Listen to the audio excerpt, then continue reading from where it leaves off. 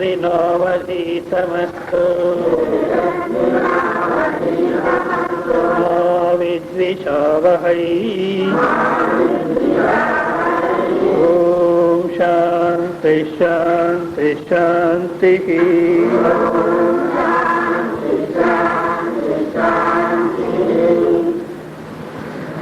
అచక్షుష్ట్వాన్న అక్కడి నుంచి చూడండి, 5వ పేజీలో ఉందేమో, 6వ పేజీలో.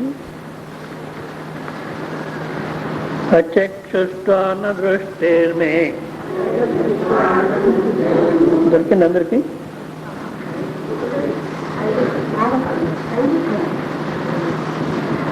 ఏ పేజీలో జరుగుతుంది అనేది కూడా పట్టలేకపోయినారు మీరు. ఇంకా బ్రహ్మతత్వం ఎట్లా పట్టేది?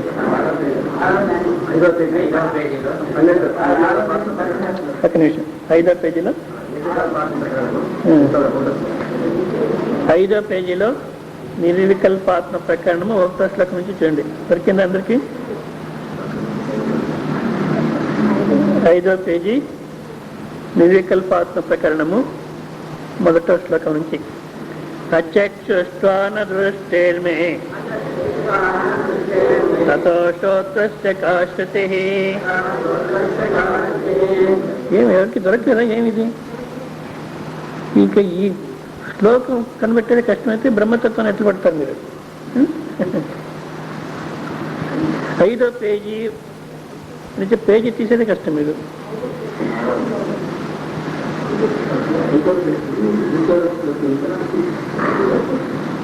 అచక్షుష్ట్వాన దృష్టిర్మే తథా శ్రోత్రస్య కా శృతిః అవాక్వన్నత భక్తి స్యాత్ అమనస్వాన్మతిః కుతః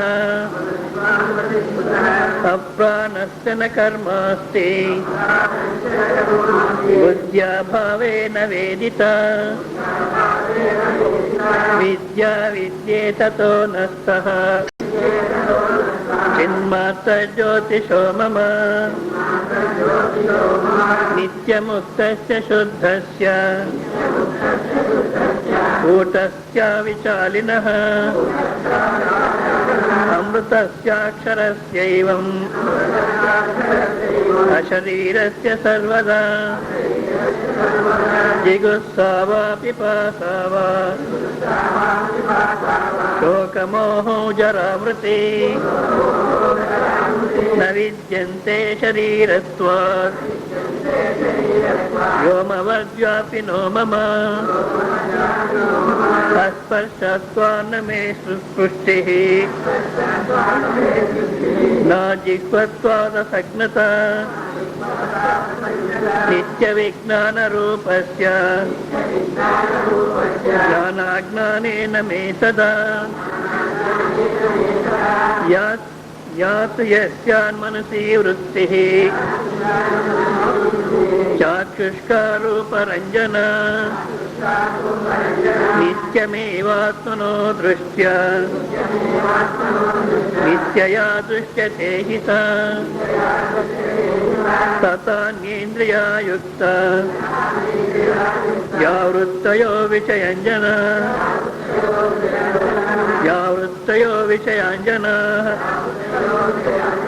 స్మృతిరాగాదిరూపా చ కేవలాంతర్మనస్యపి మనస్యస్తద్వదన్యస్య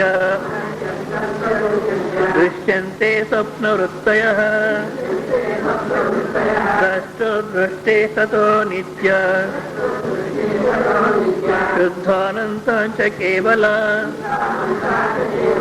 అనిత్యా సా విశుద్ధేతి గృహ్యతేత్ర వివేకతః సుఖే దుఃఖీ తథా చాహం దృశ్యయోపాధిభూతయా మూఢయా మూఢ ఇత్యేవం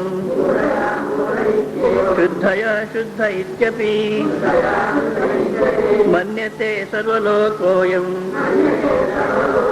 येन संसारमुच्यते अचक्षुष्कादिशास्त्रोक्तम् सबाह्याभ्यन्तरं सजम् नित्यमुक्तमिहात्मानं मुमुक्षुश्चे सदा स्मरेत् अचक्षुष्कादिशास्त्राच्च नेन्द्रियाणि सदा मम अप्राणो ह्यमना शुभ्र इति चातर्वणेव च शब्दादीनामभावश्च श्रूयते मम काटके अप्राणो ह्यमना यस्मात् अविकारी सदाशयम् विक्षेपो नास्ति तस्मान्मे न समाधिस्ततो मम विक्षेपो वा समाधिर्वा मनसस्य विकारिणः अमनस्कस्य शुद्धस्य कथं स्यात् तद्भयं मम अमनस्त्वविकारित्वे विदेहव्यापिनो मम इत्येतद्यवज्ञातं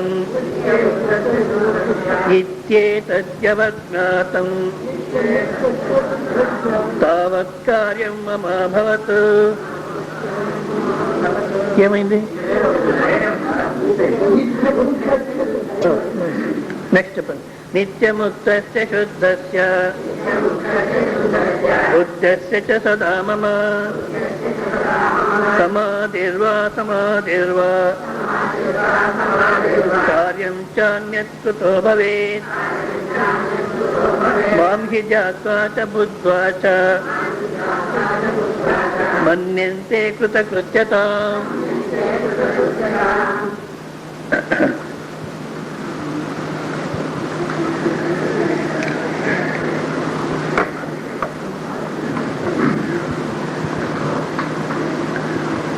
మా లైట్ అండి వెనక్కి ఒకటి కనపండి కదా చేస్తారు ఎవరన్నా?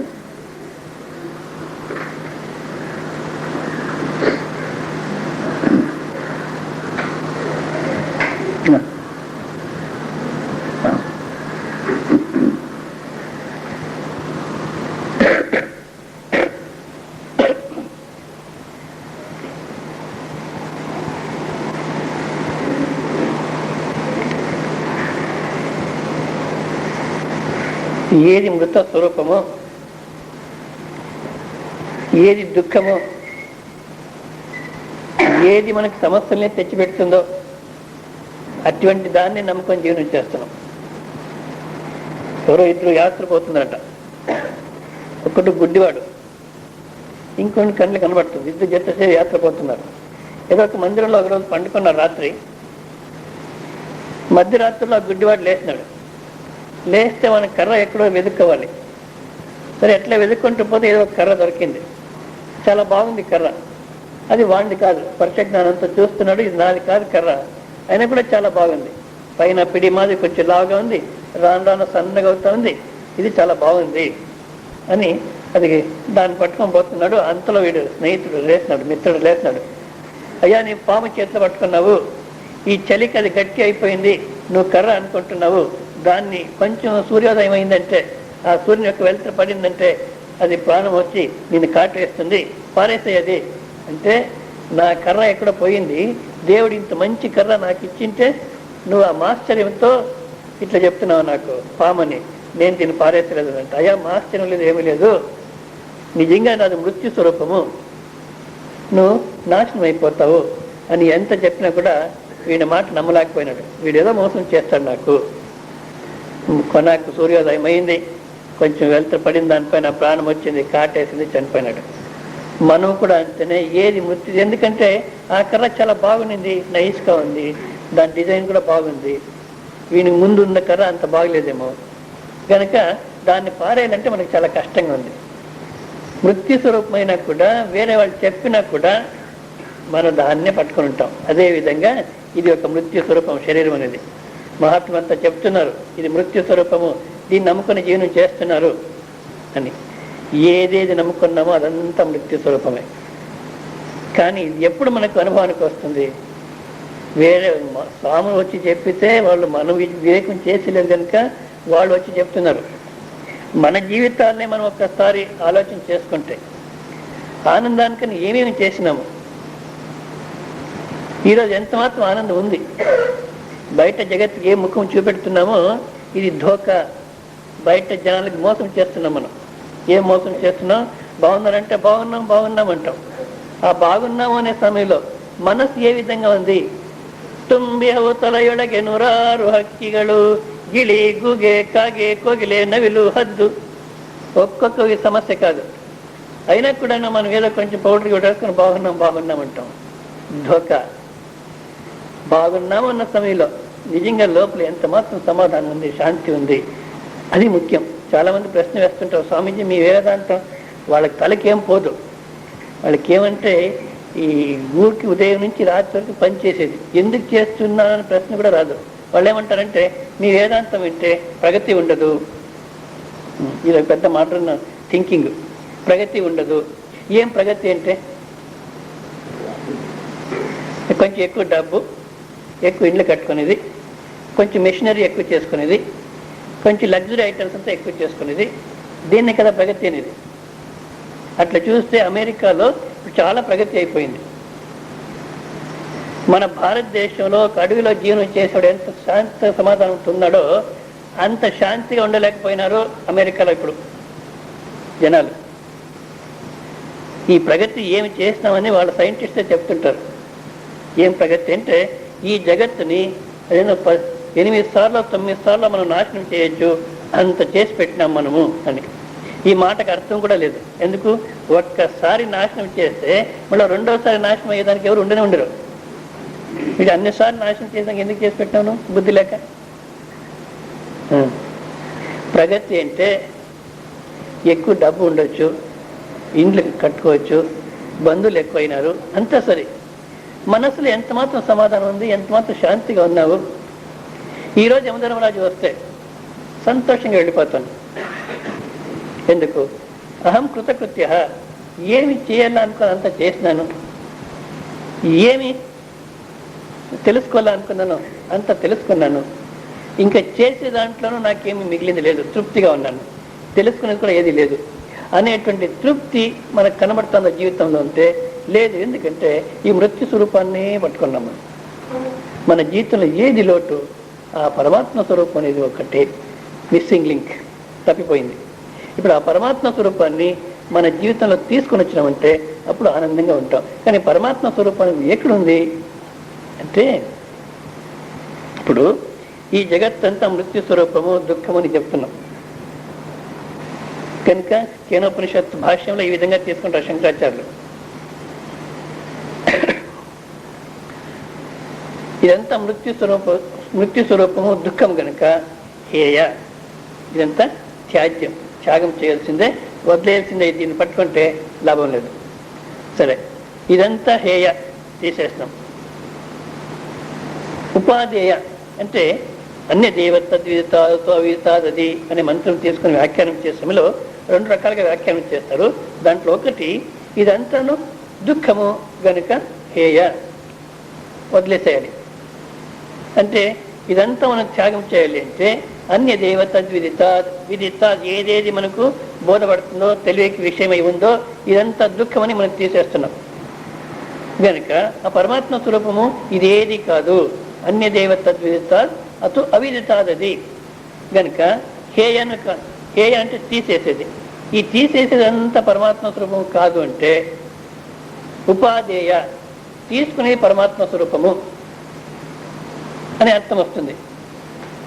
అది కూడాను కాదు, హేయను కాదు, ఉపాధేయము కాదు. అంటే తీసుకునేది కాదు, వదిలేసేది కాదు.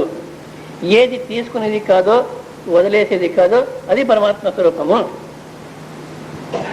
ఈ చాలా మంది దేవుడు అంటే అది ఇప్పుడు కాలంలో ఏమైందంటే దేవుడు లేదు అని మాట్లాడితే వాడు చాలా ఇంటెలిజెంట్ అని. ఇది మోడర్న్ మోస్ట్ ప్రోగ్రెసివ్ థింకర్. ఆ కర్ణాటకలో ఎవరో ఒక అతను గ్రంథం కూడా రాస్తున్నాడు, దేవుడు ఇల్లా అని. ఆ గ్రంథానికి అవార్డు కూడా వచ్చింది. ఆ సభలో మాట్లాడంటే ఎట్లు మాట్లాడిన ఒకరు అంటే, దేవుడు లేదు అని ದೇವರಿಲ್ಲ ಅಂತ ಪುಸ್ತಕ ಬರೆದಂತ ಇವರಿಗೆ ఆ దేవుడు దీర్ఘాయస్సుని కొడ్లి అదేం మాట్లాడినారో ఆయన మళ్ళీ దేవుడు లేదు దేవుడిల్ల అని పుస్తకం రాస్తుంటే అతను మాట్లాడాలంటే నా పుస్తకానికి ఇంత మర్యాద చేసిన ఈ జనాల్ని ఆ దేవుడు క్షమించునుగాక, ఇంక ఏ దేవుడు లేదంటున్నాను, ఎంత నాన్ సెన్స్ ఫెలోస్. దేవుడు లేదు, ఉండేదే దేవుడు, మిగతాదేది ఉండేది కాదు. అని దేవుడు అంటే ఏమి? నీ తల్లో ఏదో పెట్టుకున్నాం. మన ఎవరు ఇంటర్వ్యూ చేస్తున్నారు, ఆయనకు ఈ 5 సంవత్సరాల నుంచి శతాయుషి అని మర్యాద చేస్తూనే ఉన్నారు. సరే, మన ఎవరో ఇంటర్వ్యూ చేస్తున్నారు, ఎందుకు దేవుడు లేదంటావు నువ్వు అంటే, వాళ్ళ నాయన ఈయన చిన్నప్పుడు వాళ్ళ నాయన గుర్రం పైన పోయేవాడట. పూర్వకాలంలో అట్లా పోయేవాళ్ళేమో. ఈయనకి 100 years అంటే ఒక 8 years బ్యాక్ లేదా 75 years బ్యాక్ గుర్రం పైన పోయేవాడంట వాళ్ళ నాయన. కింద పడి ఆయనకు బ్రెయిన్ చెడిపోయింది. దేవుడు అంటే ఇట్లా అవుతుందా? ఇది లాజిక్. ఇప్పుడు అదేవిధంగా మొరార్జీ దేశాయ్, ఒకసారి మీకంతా తెలుసు, ప్లైన్లో పోతున్నాడు, ప్లైన్ యాక్సిడెంట్ అయింది. మొత్తం ఆయన జట్టులో ఉన్న 5 మంది చనిపోయినారు. మొరార్జీ దేశాయ్కి ఒక స్క్రాచ్ కూడా కాలేదు. ఇప్పుడు మొరార్జీ దేశాయ్ ఏం చెప్పాలి? దేవుడు ఉన్నాడని చెప్పాలని వద్దా? దేవుడు ఉన్నాడు కనుకనే నేను బ్రతికినానయ్యా, ఒక స్క్రాచ్ కూడా కాలేదు, ప్లైన్ అంతా ముక్కలు అయిపోయింది, నా జట్టులో 5 మంది కూడా పోయినారు, నాకు ఒక స్క్రాచ్ కూడా కాలేదంటే దేవుడే రక్షణ చేస్తాడు నన్ను.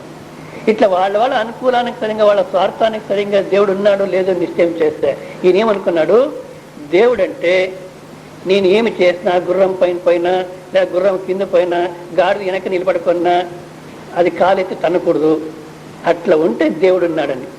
లేకపోతే ఈ విధంగా కాదు, హేయాను కాదు, ఉపాధేయము కాదు. దేవుడు అంటే నేను నా ప్రపంచము అనే దాన్ని మనం వ్యవహారం తీసుకుంటున్నాం అవస్థల్లో.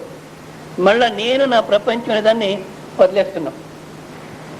నేను నా ప్రపంచం అనే దాన్ని వదిలేసిన తర్వాత ఏముంది, ఏం మిగులుతుంది?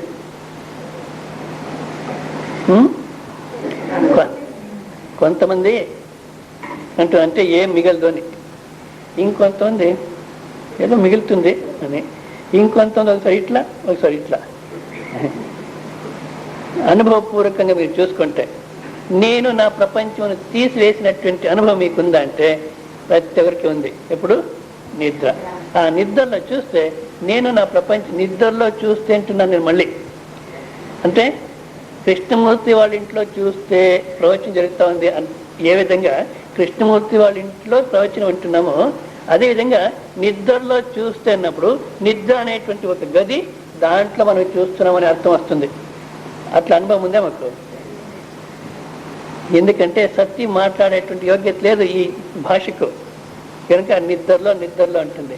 మనం వివేకం చేసి చూస్తే నిద్రలో కాదు, మొత్తం నేను నా ప్రపంచాన్ని తీసివేసి ఏది మిగిలిందో దాన్ని నిద్ర అంటున్నాము.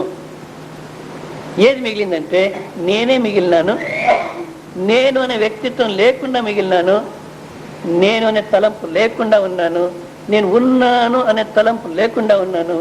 అక్కడ నేను అనే శబ్దం వాడేదే కష్టం. మరి ఏముంది? ఆనందమే మిగిలింది, తృప్తినే మిగిలింది. ఆ తృప్తి ఆనందమే మీరు. కనుక స్థూల శరీర సంబంధం లేదు, జ్ఞానం అంటే బుద్ధి జ్ఞాన సంబంధం లేదు, కర్మ సంబంధం లేదు, సూక్ష్మ శరీర సంబంధం లేదు. ఎక్కడ పోతుంది సూక్ష్మ శరీరము? దాన్ని యోచన చేయకండి. మీకు సంబంధం ఉంటే సూక్ష్మ శరీరము అది ఏమవుతుంది, నా గతి ఏమి? సూక్ష్మ శరీరం మీకు సంబంధమే లే, స్థూల శరీర సంబంధం లేదు. ఈ రెండు తీసేసిన తర్వాత ఏ ఆనందమే మీరు, తృప్తినే మీరు. దేశకాలానికి అతీతమైన స్వరూపము, దానికి జన్మము లేదు, మరణము లేదు. ఇంకా నెక్స్ట్ నా గతి ఏమి ఇక్కడ చనిపోయిన తర్వాత అనే ప్రశ్న వస్తుందా? ఆ తర్వాత కూడా ఇక్కడ మనం నిలబడలేదంటే మళ్ళీ ఎక్కడ పోతుంది ఇది, మళ్ళా జన్మం వస్తుంది, అది వస్తుంది, కథ ఇదంతా. కనుక ఆ తృప్త స్వరూపమే మీరు అన్నప్పుడు ఇంకా మళ్ళీ సమాధి తెచ్చుకోవాల్సిన అవసరం లేదు. దాన్ని ఇక్కడ అంటూ ఇంకోసారి చెప్పండి శ్లోకం. విక్షేపో నాతి విక్షేపో నాస్తి తస్మాన్నే నా సమాధిస్తమో మమ విక్షేపో వా సమాధిర్వా మనసస్యాద్వికారిణః అమనస్కస్య శుద్ధస్య కథం స్యాత్ తద్వయం మమ అమనస్వావికారిత్వే విదేహవ్యాపినో మమ ఇత్యేతద్యదవజ్ఞాతం తావత్ కార్యం మమ భవత్ నిత్యముక్తస్య శుద్ధస్య బుద్ధస్య చ సదా మమ సమాధిర్వా సమాధిర్వా కార్యం చాన్యత్ కుతో భవేత్ మాం హి జ్ఞాత్వా చ బుద్ధ్వా చ మన్యంతే కృతకృత్యతాం. గనుక ఆనందానికి పోయేదానికోసం, ఆనందం ప్రాప్తి చేసుకునే దానికోసం సమాధి చేయవలసిన అవసరం లేదు. మీరు వ్యవహారంలో ఉన్నా ఆనందమే, వ్యవహారంలో లేకపోయినా ఆనందమే. ఒకవేళ సమాధి చేసినారంటే అది సమాధి అనేది మనస్సుకు సంబంధించింది. మనస్సులో విక్షేపం ఉంది గనక మనసు సమాధి పొందుతుంది. కానీ మనసు సమాధికి తీసుకొని పోయి మనమే అనుకుంటున్నాము నేను సమాధికి, నాకు సమాధి ప్రాప్తి అయింది అంటున్నాం. మళ్ళీ దాంట్లో ఆత్మజ్ఞానం కలుగుతుంది అంటారు. సమాధి అనేది మనసస్యాద్ వికారిణ, మనస్సులో వికారం అనేది వస్తుంది కనుక సమాధి అనేది కూడాను మనస్సుకు సంబంధించిందే కానీ నాకు సంబంధించింది, మీకు సంబంధించింది కాదు. అమనస్కస్య శుద్ధస్య కథం స్యాత్ తద్వయం మమ. వికారం అనేది కానీ సమాధి అనేది కానీ అమనస్కస్య, మనస్సే లేదు, నాకు మనస్సు సంబంధమే లేదు. అటువంటి వాడికి శుద్ధ స్వరూపం శుద్ధస్య కథం స్యాత్ తద్వయం. ఆ వికారం అనేది కానీ సమాధి అనేది కానీ ఎట్లా కలిగేదానికి సాధ్యము? ఒకవేళ కలిగిందంటే మనసుకు కలిగింది. ఏ విధంగా నేను రాత్రి చెప్పినాను, చిన్న అబ్బాయి ఏడుస్తున్నాడు, వాడు నిద్రపోతే చాలు మేము పండుకోవచ్చని తల్లి తండ్రి ఎంత ప్రయత్నం చేస్తున్నారు. వాడు 12 గంటలు 1 గంటకు నిద్రపోయినాడు. అప్పుడు వీళ్ళకి కొంచెం సమాధానం వచ్చింది. అదేవిధంగా ఏడ్చేటువంటి మనస్సుని మనం సమాధానం చేసేసి నాకు సమాధానం వచ్చింది, నాకు శాంతి ఆనందం ప్రాప్తి అయింది అనుకుంటున్నాం. మీకు దుఃఖము లేదు, ఏడుపు లేదు, మళ్ళా ఆనంద ప్రాప్తి కావాల్సిన అవసరం కూడా లేదు. ఎందుకంటే మీరే ఆనంద స్వరూపం. దీన్ని ఎక్కడ వినాలి ఈ మాటల్ని అంటే, హేయ ఉపాధ్యాయ, నేను నా ప్రపంచం తీసేసిన తర్వాత ఎట్లా ఉంటామో మనము ఆ దృష్టితో వినాలి ఈ శబ్దాలు. లేకపోతే ఈ సంసారి దుఃఖి అనే దృష్టి పెట్టుకొని వింటే ఎక్కడ ఆనందం ఈ స్వామీజీ చెప్పేది? అయ్యయ్య, ఈ స్వామీజీ కంటే పిల్ల మేక ఏం లేదు, అవన్నీ ఉంటే తెలుస్తుంది అని ఇట్లేదో మనస్సు, మన బుద్ధి వ్యాఖ్యానం చేస్తుంది. నేనంటే ఇప్పుడు ఏ దృష్టి ఉండాలి, ఎక్కడ అభిమానం ఉండాలి అంటే నిరభిమానం. ఎక్కడ కూడా అభిమానం ఉండకూడదు. నేను హిందూ, ముస్లిం, క్రిస్టియన్, బ్రాహ్మణ, క్షత్రియ, శూద్ర, వైశ్య, బ్రహ్మచారి, గృహస్థ, వానప్రస్థ, సన్యాసి, సుఖి, దుఃఖి, మిమ్మల్ని గురించి మీరు ఏమేమి వ్యాఖ్యానం చేసుకుంటారో ఆ వ్యాఖ్యానాలంతా తీసేసిన తర్వాత ఏది మిగులుతుందో ఆ దృష్టితో చూసినప్పుడు దానికి విక్షేపం లేదు, సమాధి రావాల్సిన అవసరం కూడాను లేదు. అమనస్వ వికారిత్వే విదేహ వ్యాపినో మమ. మనస్సు అనేది లేదు, వికారం అనేది లేదు, దేహ సంబంధం అనేది లేదు. ఆకాశాన్ని కూడా, ఆకాశానికి సాక్షి అయినటువంటి స్వరూపం, దేశ కాలానికి అతీతమైన స్వరూపం, వ్యాపి, సర్వవ్యాపి స్వరూపము. ఇది ఎంతవరకు నాకు అర్థం కాలేదో, ఇది ఏతద్ యావత్ అజ్ఞాతం, ఎంతవరకు ఇది నాకు అర్థం కాలేదో తావత్ కార్యం మమ అభవత్, అంతవరకు నాకు కార్యం అనేది, కర్తవ్యం అనేది ఉంది. ఎప్పుడైతే ఆ పరబ్రహ్మ స్వరూపమే నేను, ఆనంద స్వరూపమే నేను అనేది అర్థమైందో ఇంకా ఏ కార్యం కూడా లేదు. అప్పుడు వ్యవహారం అనేది బాధితమై ఉంది. బాధితం అనే శబ్దము ఈ 4-5 రోజుల్లోనే చెప్పినాను. ఇంకోసారి నేను జ్ఞాపకం ఉందా? బాధితం అంటే మనకు ఆ విధంగా కనపడినా కూడాను ఆ విధంగా లేదు. ఎవరో ఎక్కడ నేను భిక్షానికి పోయినప్పుడు వాళ్ళు పక్కన పెట్టినారు, ద్రాక్ష పండ్లు. నేను ప్రసాదం ఇస్తాము అందరికీ చెయ్యి వేసినాను. చెయ్యి వేస్తే ఇది ప్రసాదం ఇచ్చేది కాదు, ఎందుకంటే ఆ ప్లాస్టిక్ ద్రాక్ష పండు వస్తుంది చూడండి, దాన్ని పెట్టినారు ఊరికే షో. ఇప్పుడు మనకు ప్లాస్టిక్ అని అర్థమైతే ఆ ద్రాక్ష పండు ఏమైంది? బాధితమై ఉంది. ఆకారంలో ఏ మార్పు లేదు, శబ్దం మళ్ళీ నామంలో ఏ మార్పు ఉండదు, మళ్ళీ ద్రాక్ష అనే వాడచ్చు మనం. ఇప్పుడు ఒక పండిట్జీ ఇట్లా ప్రవచనం చేసుకుని పోయేవాడు, అని ఒకటే పోయి వచ్చేది కష్టమని ఒక చిన్న అబ్బాయిని జట్లో పిలుచుకుని పోయేవాడు. సరే ప్రవచనం ప్రారంభించేసానికి ముందు ఒక 50 పైసలు ఇచ్చేసి నువ్వు పోయి ఎక్కడైనా తిరుగుకుండా గంట అయిన తర్వాత రారా అని పంపించేవాడు. ఒకరోజు ఏం చేస్తాడు, వాడు వచ్చినాడు, లోపల వస్తే వాడి షర్ట్ పైన ఎర్ర తేలుంది. ఈయన పండిట్జీకి చాలా భయమైంది. ఏయ్ ఏమరా తేలు షర్ట్ పైన ఉంది, మళ్ళీ నీకేమైనా చేస్తే నిన్ను మోసుకొని పోవాలి, నేను తీసేయన్నాడు. వాడు ఆహా నన్నేం చేయదు ఇది అంటాడు. ఏమది? ప్లాస్టిక్ తేలు. ఇప్పుడు ప్లాస్టిక్ అని తెలిసిన తర్వాత మళ్ళీ ఇద్దరు శబ్దం అదే శబ్దం వాడుతున్నారు. ఏమైనా తేలు ఎందుకు రాకున్నా? ఊరికి నన్ను భయపడించేదానికి నువ్వు, మా స్కూల్లో అందరూ కొన్నారు తేలు, అందుకోసం నేను కొన్నాను అంటారు. ఇప్పుడు అది ప్లాస్టిక్ అని బోధపడేదానికి ముందు తేలు అంటే ఏ అర్థం ఉండింది వాళ్ళలో? ఇప్పుడు అదే శబ్దం వాడుతున్నారు, అర్థం మారిపోయింది. అదేవిధంగా జ్ఞాని అయిన వానికి, నేనే పరబ్రహ్మస్వరూపం అర్థం చేసుకున్న వానికి ఏ కర్మాలు లేదంటే సోమారిగా ఉంటాడు తర్వాత అని కాదు, ఏ విధంగానే ఉండొచ్చు. ఎందుకంటే మనం చూస్తున్నాం, జ్ఞానులు ఒక్కొక్కరు ఒక విధంగా ఉన్నారు. ఎవరైతే మనం జ్ఞాని అని అంటున్నామో వాళ్ళు ఒక్కొక్కరు ఒక విధంగా ఉన్నారు. అందరికీ ఒకే విధంగా లేదు జీవితం. కానీ ప్రతి ఒక్కరి ఉద్దేశం ఒకటే ఉంది, ఆ ఒక్క ఆనంద స్వరూపాన్ని, ఆ ఒక్క సందేశాన్ని ప్రతి ఒక్కరికి అది అందించేది ఒకటే. రమణ మహర్షి ఒక చోట గోసి వేసుకొని కూర్చున్నారు. కృష్ణ పరమాత్మ చాలా యాక్టివ్గా ఉన్నాడు. శ్రీరామచంద్ర అతని లైఫ్ ఇంకొక విధంగా ఉంది.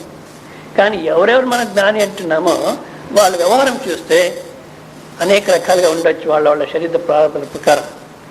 కానీ వాళ్ళలో మాత్రం ఏ విధమైన కర్మను ఉండదు, ఎందుకంటే బాధితమై ఉంటుంది. జ్ఞాని వ్యవహారం ఎట్లా ఉంటుందంటే, ఇప్పుడు ఎవరైనా నిద్రపోతున్నారు, వాడిని చూసి మనం చెప్తుంటాం, అబ్బాబా వీడు నిద్రపోయినాయంటే ఇంక ఇంట్లో ఎవరు నిద్రపోయేదానికి కాదు, ఎందుకంటే గొరకలు పెట్టేవాళ్ళు ఎవరు నేను గొరక పెడతారని ఒప్పుకోరు. నేను కూడా అంతే ఒప్పుకోను, ఎందుకు? మనకు లేదు ఆ వ్యవహారం. మళ్ళీ రాత్రి మంచం పైన పండుకొని ఉంటాడు, ఉదయం కింద పడి ఉంటాడు. ఇట్లా వ్యవహారం అంతా మనం చెప్తున్నాం చూసి. వాని దృష్టిలో ఏదైనా వ్యవహారం ఉందా? అదే విధంగానే జ్ఞాని దృష్టిలో వ్యవహారము బాధితమై ఉంటుంది. అర్థమయ్యేది కష్టమే. ఇప్పుడు ఒక భిక్షుకుడు భిక్షం ఎత్తుకొని తిరుగుతుంటాడు, ఇదే హిందూపుర 20 ఊర్లో. ఉదయం ప్రారంభం చేస్తే ఒక బజార్లో అక్కడి నుంచి ఒక పాట పాడుకొని భిక్షం ఎత్తుకొని మళ్ళీ సాయంత్రం ఇంకోసారి అట్లా వస్తాడు. వాడిది ఒక కర్ర, ఒక నిక్కరు, ఒక బనియన్, ఇంత మాత్రం ఉంటుంది. రామునామ జపలేనా జీవన బనన ఏ జీవను దోదినక, ఏ జీవను దోదినక, ఇట్లా పాట పాడుకొని వస్తుంటాడు. ఎవరో 10 పైసలు వేస్తే చాలా సంతోషం, ఏదో పుణ్యం చేస్తాను అనుకుంటాడు. ఎవరో తిట్టిన రోజు నీదేంద్ర రామాయణం ఓ అంటే బాధపడుతుండేవాడు. అయ్యో నా కర్మ ఇట్లా అయిపోయింది, రోజు ఇట్లా జనాలతో తిట్లు తినాలి నేను బాధపడి ఎట్లా జీవనం చేసేవాడు. ఒకసారి ఎవరో పోలీసు వాళ్ళు వచ్చినారు, లాక్కొని పోయినారు వాడిని. ఎక్కడ తీసుకొని పోయినారంటే మైసూర్ ప్యాలెస్కి తీసుకొని పోయినారు. తీసుకొని పోయి, అయ్యా నీ బట్టలంతా, నీ డ్రెస్ అంతా తీసేయి, స్నానం చేసుకుని ఈ కొత్త డ్రెస్ వేసుకొని కొత్త డ్రెస్ ఇచ్చినారు. సరే డ్రెస్ వేసుకున్నాడు, స్నానం చేసి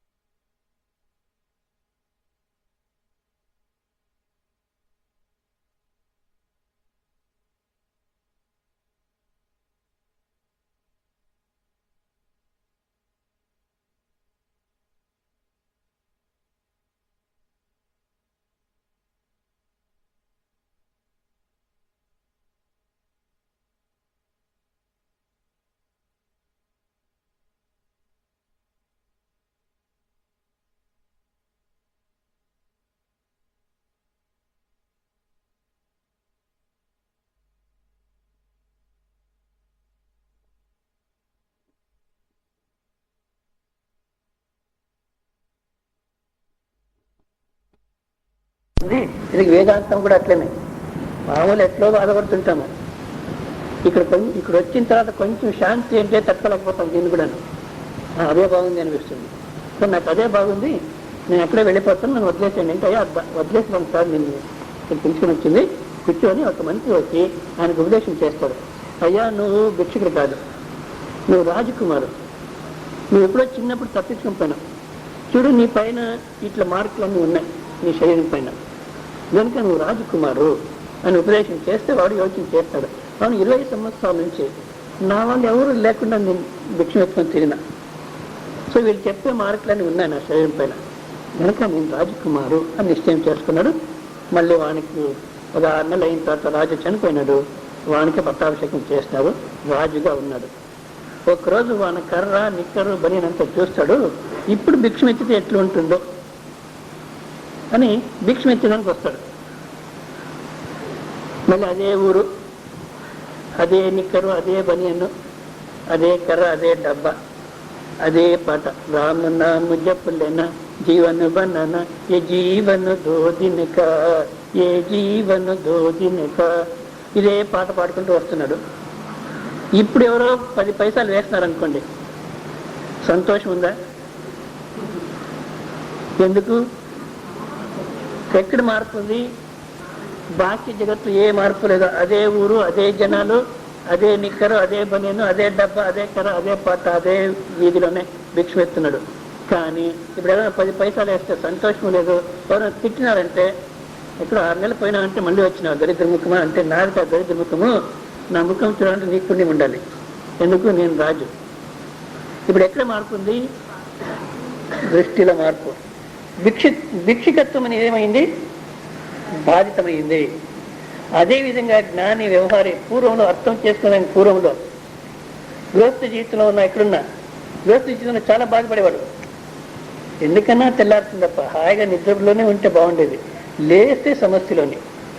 ఇప్పుడు అదే సమస్యలు ఉన్నాయి, కానీ అంత బాధితమైంది, నెమ్మదిగా హాయిగా ఆనందంగా ఉంటాడు. అదే వ్యవహారం చేసిన బాగా అర్థం చేసుకోండి. వేదాంతం వింటే మీ జీవనం మారిపోదు. జీవనం మారిపోదంటే, ఇప్పుడు ఏదో ఒక చిన్న వ్యాపారం చేస్తున్నారు, వేదాంతం విన్నాడు కనుక కోట్లు ఉన్నట్టు వచ్చేసింది వానికి. ఆ స్వామీజీ ప్రవచనానికి పోయినాడు, అది ఎట్లోప డబ్బు చేసేసినాడు. అది ఎట్లోప అనేదంతా ఉంది, ఎట్లా అనేది నిజంగా అట్లా రాదు.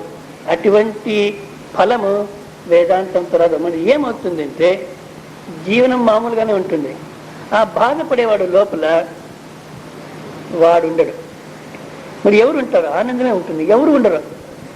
మీరుగా ఉండరు, మీరు ఇంకొకరుగా ఉండరు, అసలు మీరు ఉండనే ఉండరు, ఆనందమే ఉంటుంది. సో అది ఇక్కడ కర్మ ఏది లేదు అంటే, ఎంతవరకు నాకు ఇది అర్థం కాలేదు అంతవరకు కర్మ ఉండింది.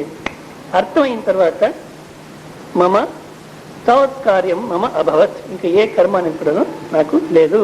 ఎందుకంటే నిత్య ముక్తస్య శుద్ధస్య బుద్ధస్య చ సదా మమ, నిత్య దేశకాలానికి సంబంధం లేని స్వరూపము, ముక్త స్వరూపము, శుద్ధ స్వరూపము, జ్ఞాన స్వరూపము. అది దానికి సమాధిర్వా అసమాధిర్వా, సమాధి పొందాలని కానీ సమాధి నుంచి బయట రావాలనేది కానీ అనేటువంటి కార్యం, సమాధి పోవాలి, సమాధిని అభ్యాసం చేయాలి అనేది కానీ, సమాధి నుంచి బయట రావాలనేది కానీ ఏదిను కుతో భవే, ఏ విధంగా ఆ కార్యాలు నాకు వచ్చేదానికి సాధ్యము. అంతేకాదు, జనాలు నన్నే ఆరాధన చేసి నన్నే ప్రార్థన చేసి వాళ్ళు పుణ్యము మంచి ఫలాన్ని పొందుతున్నారు. ఆ పరమాత్మ స్వరూపం ఏ జనాలు ఏ ఒక్క పరమాత్మ స్వరూపాన్ని ఆరాధన చేస్తున్నారో ఆ పరమాత్మ స్వరూపాన్ని నేను. ఇంకా దీనికన్నా ఫలం ఏమి కావాలి? అర్థం కావాలి. అంతనే అర్థమైతే ఇంకా అసలు ఫలం అవసరం లేదు. నెక్స్ట్ ఎట్లా కొంచండి. అహం బ్రహ్మాస్మి సర్వోస్మి శుద్ధో బుద్ధోస్మి తస్సదా అజ సర్వత ఏవాహం అజరశ్చాక్షయో మృతః అహం బ్రహ్మాస్మి సర్వోస్మి శుద్ధో బుద్ధోస్మి తస్సదా అజ సర్వత ఏవాహం అజరశ్చాక్షయో మృతః అహం బ్రహ్మాస్మి, నేనే ఆ బ్రహ్మస్వరూపము. సర్వోస్మి, సమస్త జగత్తు నేనే. మనము వాస్తవికంగా మనం కొంచెం యోచన చేస్తే శరీర దృష్టితో చూసినప్పుడు కూడాను ఒక్కరికొక్కరికి భేదం లేదు. ఎందుకని ఆకారంలో భేదం ఉంది, వస్తుతః ఏముంది? ఇదే క్లేశాపాణి గ్రంథంలో, అదే నైష్కర్మ సిద్ధి గ్రంథానికి వ్యాఖ్యానం రాసిన దాంట్లో సురేశ్వరాచార్యులు ఏమంటారు, ఇప్పుడు శరీరం అంటే అన్న వికారం. తల్లి తండ్రి తిన్న అన్నము రేతస్సుగా మారి ఈ రూపంగా బయటకు వస్తుంది. మళ్ళీ ఇక్కడ వచ్చిన తర్వాత 80 pounds 90 pounds ఏదో పెరిగింది. ఎట్లా ఇంత అభివృద్ధి అయిందంటే అన్నంతోనే. గనుక దేహ దృష్టితో చూసినప్పుడు కూడాను ప్రతి ఒక్కరు అన్న వికారమే వస్తుతః. ఇంకా తేడా ఏముంది? ఇంకా చైతన్య స్వరూపం మీద ఉందో, ఇప్పుడు మీ సంబంధం లేకుండా ఇక్కడ సర్వోస్మి, నేనే సమస్తము అంటున్నారు. మీ సంబంధం లేకుండా ఏదైనా ఒక వస్తువు ఉంది అని సిద్ధం చేయండి, చూస్తాం. ఏం సమయం ఇప్పుడు అన్న జపాన్ కంట్రీ దేశం ఉంది. నేను ఇంతవరకు అసలు సంబంధమే లేదు నాకు. జపాన్ అనేటువంటి స్పెల్లింగ్ కూడా తెలియదు నాకు. అయినా కూడా జపాన్ ఉందా లేదా? జపాన్ అనేది ఒకటి ఉంది, ఇంతవరకు నాకు ఆ దేశం సంబంధం రాలేదు అని ఇంత సంబంధం లేకుండా మీరు జపాన్ గురించి మాట్లాడని చూస్తాం. ఏదైనా ఒక వస్తువు ఉంది అని చెప్పాలన్నా మీ సంబంధానికి వచ్చిన తర్వాతనే, లేదు అని చెప్పాలన్నా మీ సంబంధానికి వచ్చిన తర్వాతనే. ఉంది లేదు అనేది మీతో నిశ్చయం అవుతుంది, కానీ మీ సంబంధం వదిలేసి ఏదైనా ఒక వస్తువు స్వతంత్రంగా ఉందని చెప్పండి, చూస్తాం. ప్రపంచం అంటే మీ జాగ్రత్త, మీ జాగ్రత్త అనేది ఇంతకుముందు ఒకసారి చెప్పిన మర్యాద కోసం మీ అంటున్నాను నేను. నీ జాగ్రత్త, నీ స్వప్న, ఇది వదిలేస్తే ప్రపంచం లేదు, స్వతంత్రమైన ఒక ప్రపంచం లేదు. నీ జాగ్రత్త, నీ స్వప్న. ఇప్పుడు మీ స్వప్నంలో కనపడిన వాళ్ళందరూ ఏ వస్తువులు అక్కడ కనపడినాయో, ఏ వ్యక్తి అక్కడ కనపడినాడో, ఏ ప్రపంచం కనపడిందో అదంతా మీరేనా? వేరెవరైనా ఉన్నారు అక్కడ? అదేవిధంగా జాగ్రత్త అవస్థలను మొత్తం ప్రపంచం అంతా మీరే. గనక సర్వోస్మి ఇది మనకు ప్రతి ఒక్క క్షణంలోనూ రావాలి. ఇక్కడ ఒప్పుకోవచ్చు మనము. ఒక జెన్ మాస్టర్ ఒక ఇంటికి, జెన్ మాస్టర్ ఇంట్లో ఒక దొంగ వస్తాడట, దొంగ దూరేస్తాడు. ఆ జెన్ మాస్టర్ ఊరికి ఒక కమ్మడి కప్పుకొని చలి కూర్చున్నాడు, దొంగ వచ్చినాడు.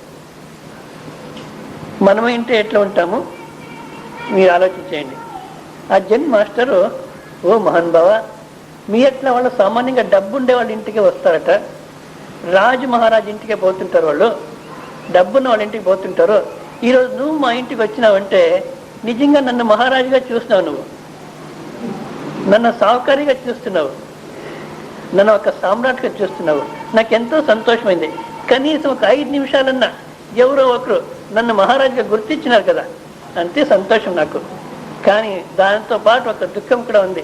ఏమంటే మా ఇంట్లో ఎత్తుకుని పోయినా నీకేం దొరకదు. మహారాజాని వచ్చినావు, సాహుకారి నేను, నువ్వు ఎన్నుకొని వచ్చినావు, నాకు పెద్ద పీఠం ఇచ్చినావు, కానీ మా ఇంట్లో ఏం దొరకదు నీకు.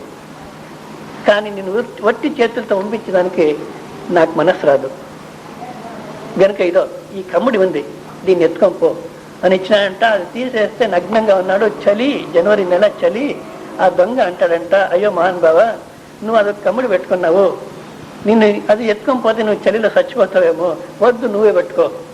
లేదు, మా ఇంటికి వచ్చిన తర్వాత నువ్వు ఉత్తు చేతులతో పోయినావంటే పరబ్రహ్మ స్వరూపం అట్లే పోతున్నాడంటే సరిపోదు, కనుక నువ్వు తప్పకుండా ఎత్తుకొని పోవాల్సిందే అని ఆ కమ్ముడు ఇచ్చినాడంట. తీసుకొని పోయినాడు. కానీ అదే ఊర్లోనే ఇంకా 3-4 చోట్ల దొంగతనాలు అయింది. కనుక వీడిని అరెస్ట్ చేస్తారు, ఈ దొంగను అరెస్ట్ చేస్తారు. అరెస్ట్ చేసి ఈ కమ్మడి, అది ఆ మాస్టర్ ఊరందరికీ తెలుసు, ఈ కమ్మడి ఆ మాస్టర్ది, జెన్ మాస్టర్ది. నువ్వు నీ దగ్గర వచ్చిందంటే నువ్వు దొంగతనంగా తీసుకొని వచ్చినావు. ఇప్పుడు అతను పిలిచి మనం ఎంక్వైరీ చేస్తాం. ఆయన ఏమన్నా నా ఇంటి నుంచి దొంగతనం చేసుకొని పోయినాడని చెప్పితే మిగతా దొంగతనం అంతా ఈ రాత్రి జరిగేదంతా నువ్వే చేస్తావు, ఇట్లా తీర్మానం చేస్తారని ఆ జన్మాష్టమి పిలిచినారట. ఇదో మీది కమ్మిడిది, వీడు మీ ఇంటికి వచ్చి దొంగతనం చేస్తున్నాడా అని. అయ్యయ్యో పాపం, అంత చెడ్డ మనిషి కాదు వాడు, దొంగతనం చేసేటువంటి వాడు కాదు. మా ఇంటికి వచ్చినాడు, నేనే మా ఇంట్లో ఏం లేదని ఇచ్చినాను, బలవంతంగా ఇచ్చినాను, నా బలవంతంతో తీసుకుని పోయాడు కానీ నిజంగా దొంగతనం చేయలేదు వాడు అన్నాడట. సరే అని వదిలేస్తున్నాడు వాడిని. అప్పుడు ఆ దొంగ, అయ్యా నాకు సన్యాసం ఇచ్చేసాయి, నేను నీలాగా ఉండిపోతాను, ఎందుకు ఈ దొంగతనం ఇదంతా, నువ్వెంత ఆనందంగా ఉన్నావు. అది సర్వోస్మి. అతి నీచమైన నీచత్వంలో కూడాను ఎవరైతే పవిత్రతను చూసేదానికి సాధ్యమో, ఒక బేజవాబ్దారి మనిషి అన్నప్పుడు వాళ్ళలో కూడా జవాబుదారీ చూసేదానికి ఎవరికైతే సాధ్యమో, అసలు క్రూరి అనే వాళ్ళలో కూడాను ఆ దయాగుణం అనేది ఉంది.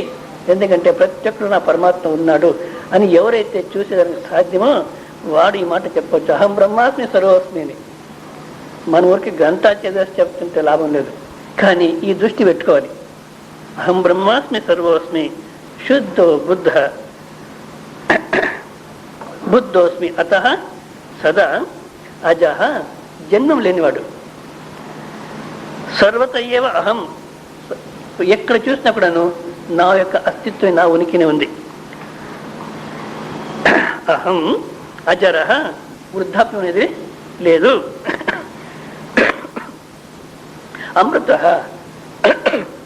మరణం అనేది కూడాను లేదు, అమృత స్వరూపం. నెక్స్ట్ చూడండి, మధన్య సర్వభూతేషు భూతా కశ్చిన్న విద్యతే కర్మాధ్యక్షశ్చ సాక్షీ చ చేతా నిత్యో గుణోద్వయః. మధన్య సర్వభూతేషు భూతా కశ్చిన్న విద్యతే కర్మాధ్యక్షశ్చ సాక్షీ చ చేతా నిత్యో గుణోద్వయః. సర్వభూతేషు మధన్యః బోధ కశ్చిత్ న విద్యతే. సర్వభూతేషు, ప్రతి ఒక్క జీవిలను ఆ తెలుసుకునేటువంటిది ఏది ఉందో, ఆ తెలివి అనేది, ఆ జ్ఞానం అనేది ప్రతి ఒక్క జీవులను మనకు కనబడుతుంది. మనిషిలో అది సంపూర్ణంగా పనిచేసేది కనబడుతుంది, కానీ వేరే క్రిమికీటాదుల్లో అంతగా పనిచేసేది కనబడదు. కానీ ప్రతి ఒక్క దాంట్లో ఉంది. మీరు ఒక దోమ దాన్ని చూడండి కావాలంటే, డాక్టర్ ఇంజక్షన్ ఇవ్వాలంటే ఏది మీకు నరాలే దొరకదు సరిగ్గా అంటాడు, కానీ ఆ దోమకు ఎక్కడ కూర్చొని లాగితే రక్తం వస్తుంది అనేది స్పష్టంగా తెలుసు.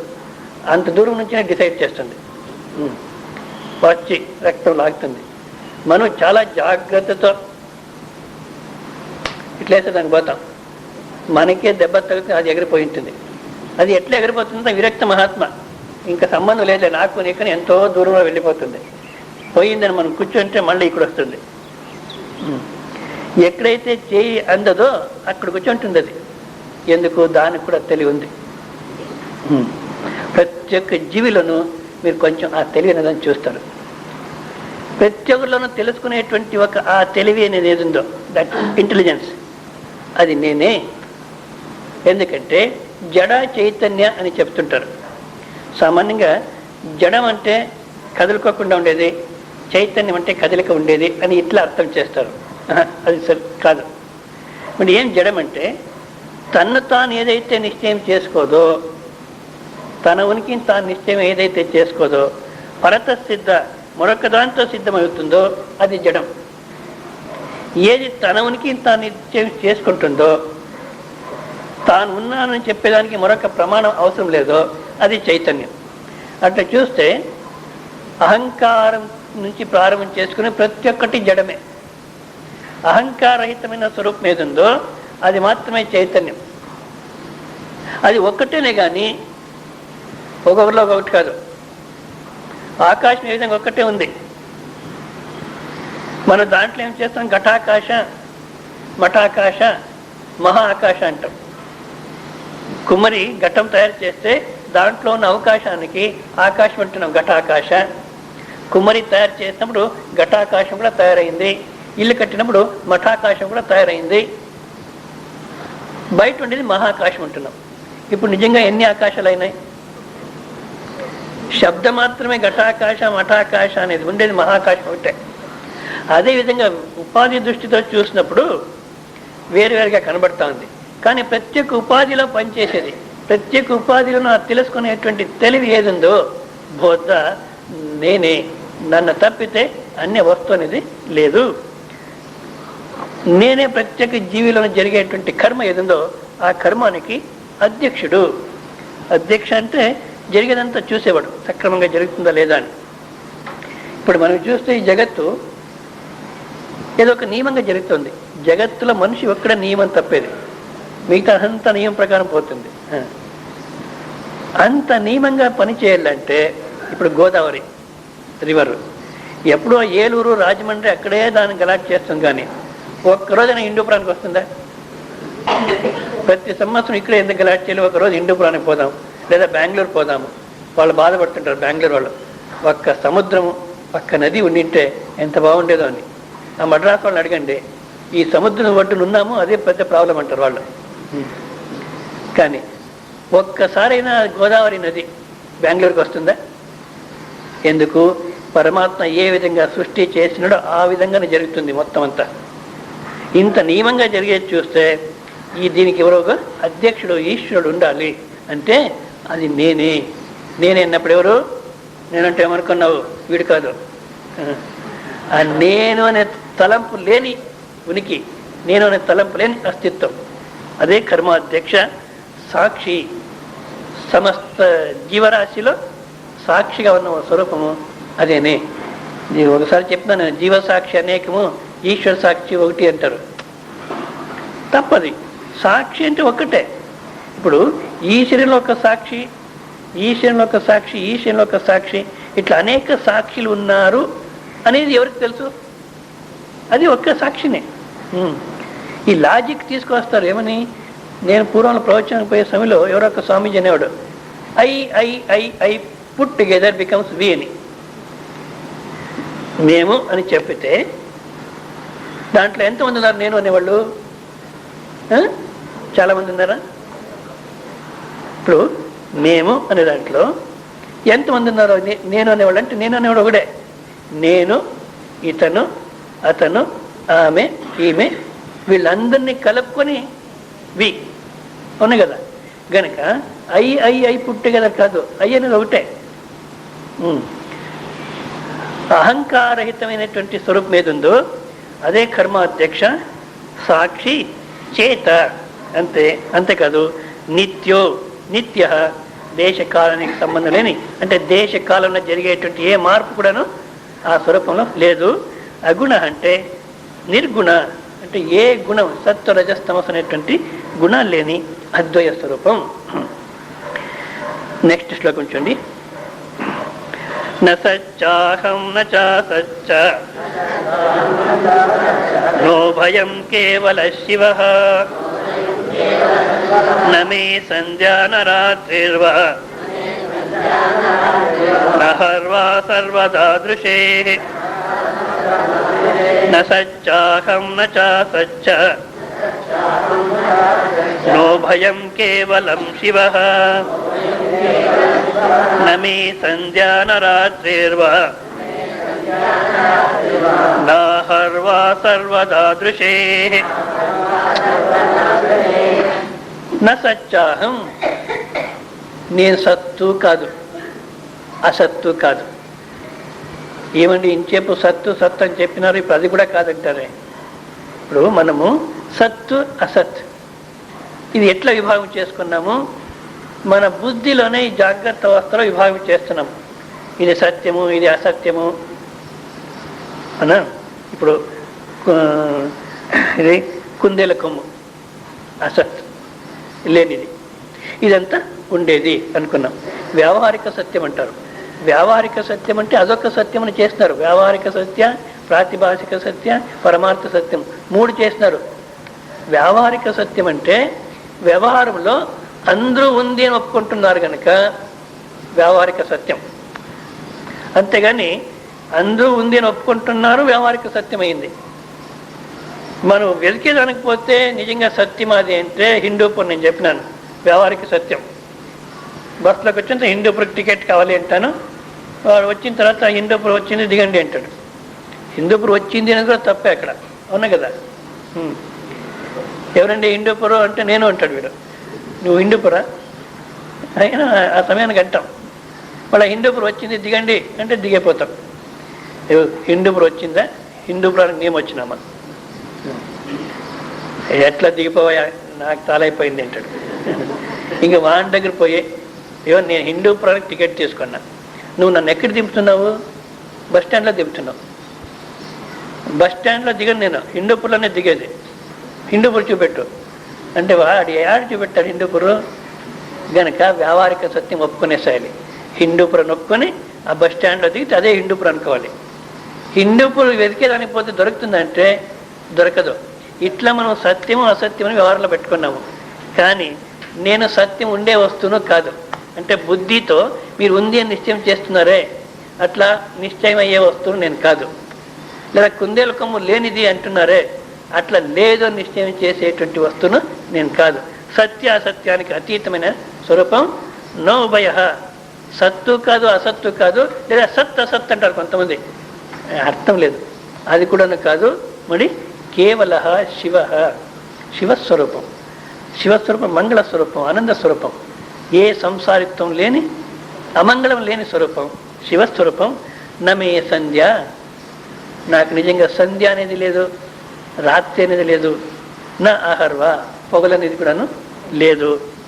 సర్వదా దృశేహే, సర్వదా ఏ సమయంలో అయినా కూడాను, కాలం ఉన్నా కాలం లేకపోయినా, కాలం ఉండేదానికి కాలం లేనిదానికి సాక్షిగా ఉన్న స్వరూపానికి సంధ్యాను లేదు, రాత్రి లేదు.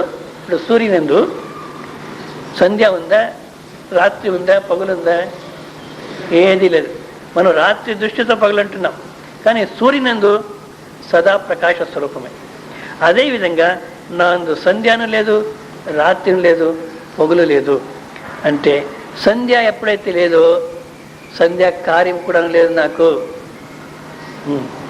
అబ్బా ఇన్ని రోజులు నేను అనుకున్నాను ఏమని, సంధ్యావందనం చేయడం లేదే ఏం గతి అని అనుకున్నాను. ఇప్పుడు ఈ స్వామీజీ సంధ్యాకార్యం కూడా లేదు నాకు అన్నాడు, మనం వదిలేసిందే మంచిదయింది. ఇట్లే మన అనుకూలానికి వాడుకుంటుంటాం శాస్త్ర భాషను. ఆ దృష్టిలో వస్తే సంధ్యాను లేదు, రాత్రి లేదు, పొగులు లేదు. అదేవిధంగా ఎవరో దొంగ వచ్చినాడు ఇంటికి, జన్ మాస్టర్ మాదిరి ఉండేదైతే అప్పుడు సంధ్యావందనం వదిలేసినా పర్వాలేదు. లేదా సంధ్యావందనం మీరు వదిలేస్తే అదే సమయంలో ఇటువంటి గంతం వివేకం చేయాలి. ఆ దృష్టిలో నిలబడేంత వరకు సహజమైపోవాలి. డాక్టర్ చేయి చూసి పోతారు వీళ్ళు అన్నప్పుడు కూడా డాక్టర్ బుద్ధి లేదు, నేను ఎవరని తెలీదు అందుకని పోతాడని చెప్తున్నాడు, ఆయనకి తెలియదు నేను ఎవరని, నేను పోయేవాడు కాదు అని దృఢత్వం రావాలి. ఆ దృష్టితో చూసినప్పుడు సంధ్య లేదు. కానీ ఇప్పుడు మనము అసలు మనకి ఏ ఒక నిలకడ రాలే, సో చేసే కర్మలు కూడా వదిలేస్తాము. ఆ దృష్టి నిలబడలేదంటే ఉభయభ్రష్టత్వం వస్తుంది. కనుక మనము కర్మాలు మానుకున్నామంటే అదే సమయంలో ఇటువంటి గ్రంథాలు వివేకం చేస్తూ ఉండాలి. ఇట్లా గ్రంథాలు వివేకం వదిలేస్తాము, చేసే కర్మాలు కూడా వదిలేస్తాం. సో శాస్త్ర భాష మన అనుకూలానికి వాడుకునేది కాదు. ఏ దృష్టితో చెప్తున్నారు, శరీర అభిమానమే లేదు, కాలదేశ అభిమానమే లేదు, కాలదేశానికి అతీతమైన స్వరూపంగా నిలబడుకొని నాకు సంధ్య లేదు అంటున్నారు. మనం దీన్ని దురుపయోగం చేసుకోకూడదు, ఆ దృష్టిలో నిలబడేదానికి ప్రయత్నం చేయాలి. ఎవరో ఒకరు అన్నారు, స్వామి నేనన్నాను ఈ పరమాత్మ చింతామణి గ్రంథం చదవండి, ప్రింట్ చేసి మీ చేతికి ఇచ్చినాం, పెట్టుకొని ఊరికి ఎందుకు కూర్చున్నారంటే, అయ్యో స్వామీజీ ఆ గ్రంథం తీసుకుంటే నిద్ర వచ్చేస్తుంది, ఆ గ్రంథమేమో నిద్ర లేదని నిశ్చయం చేస్తుంది, కానీ ఆ గ్రంథం చేతిలో పట్టుకున్నామంటే నిద్ర వస్తుంది. పోని మంత్రానుష్ఠానం చేయండి, ఆ వివేకం కుదరదు కదా, మంత్రానుష్ఠానం చేయండి. మంత్రానుష్ఠానం చేయండి అంటే ఏమంటారు, స్వామీజీ ఈ జాగ్రత్త డూప్లికేట్ అంటారు మీరు, అంటే ఈ జాగ్రత్త కూడా స్వప్నం అంటారు. ఇంకా ఈ శరీరం ఎంత మాత్రం సత్యం, దీంట్లో మనం అనుష్ఠానం చేసే మంత్రం ఎంత మాత్రం సత్యం. ఓహో అంత అర్థం ఏంటే ఇంక మీరేం చేయాల్సిన అవసరం లేదు. జాగ్రత్త అవస్థ డూప్లికేట్, నా శరీరము కల్పితము, నేను చేసే సాధన కల్పితము, చెప్పే స్వామి నువ్వు కల్పితము అని అర్థమైపోయి ఉంటే మళ్ళీ ఇంకేం చేయొద్దండి. మీరు ఏ సాధన అవసరం లేదు, పరమాత్మ చింతన అవసరం లేదు. ఊరికి శాంతంగా ఉండండి. శాంతంగా ఉంటాను స్వామి, కానీ మా అత్త వచ్చేస్తే నా తల చెడిపోతుంది. ఇప్పుడు చూడండి, సాధన చేయమంటే ఇది డూప్లికేట్ అంటారు.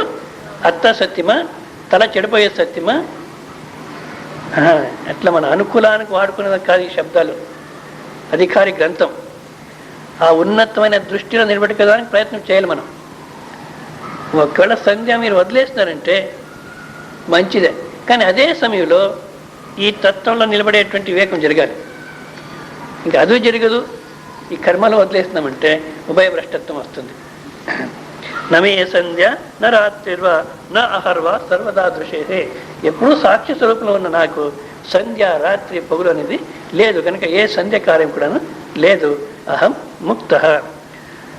సర్వమూర్తి వియుక్తం యద్ యథాకం సూక్ష్మద్వయం తేనాప్యస్మి వినాభూతం బ్రహ్మైవాహం తథాద్వయం. సర్వమూర్తి వియుక్తం యద్ యథాకం సూక్ష్మద్వయం తేనాప్యస్మి వినాభూతం బ్రహ్మైవాహం తథాద్వయం.